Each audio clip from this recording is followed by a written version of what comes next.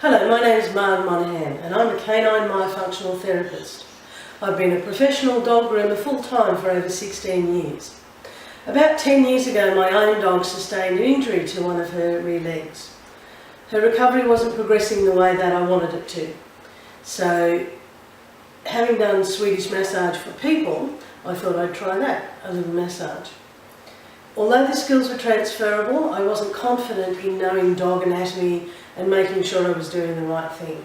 So in 2007 I completed the Canine Myofunctional Therapy course at the National College of Traditional Medicine in Melbourne and incorporated as part of my grooming salon. So what is CMT? Canine Myofunctional Therapy looks at the whole dog. A healthy, fully functioning dog should move smoothly and rhythmically. CMT aims to look at where that dog is out of alignment, what effect that has on other parts of their body, and how we can bring the dog back into alignment. How do we do this?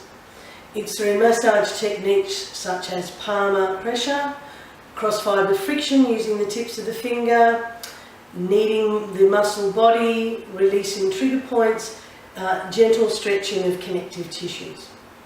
What CMT is not is a replacement for veterinary care. It's something that can be used as a preventative and supportive therapy in the health and well-being of the dog. It also is not appropriate if the dog has any inflammation, infection or lesions. So in my practice I like to speak to a vet before I begin working with the dog and get the tick of approval, especially if the dog is post-operative or has an injury.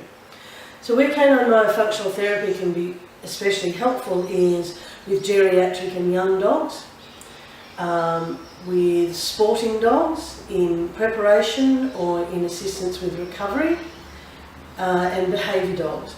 A special area of interest for me is geriatric dogs, because often geriatric dogs experience pain in their hindquarters, arthritis in their joints. They transfer all their weight forward. Tight muscles putting pressure on already achy joints, and CMT is wonderful for being able to release the tension on those joints.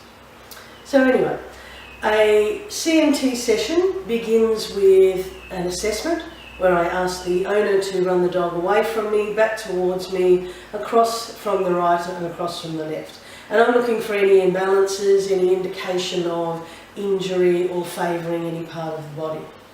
I'll then look at the nails, because they're a wonderful indication of proprioceptive problems with the dog dragging their feet through, or an uneven wear might indicate a limp. I then discuss my findings with the owner and ask the owner to give me any input from vets or history. We then formulate a plan to move forward, and the first session then includes a massage.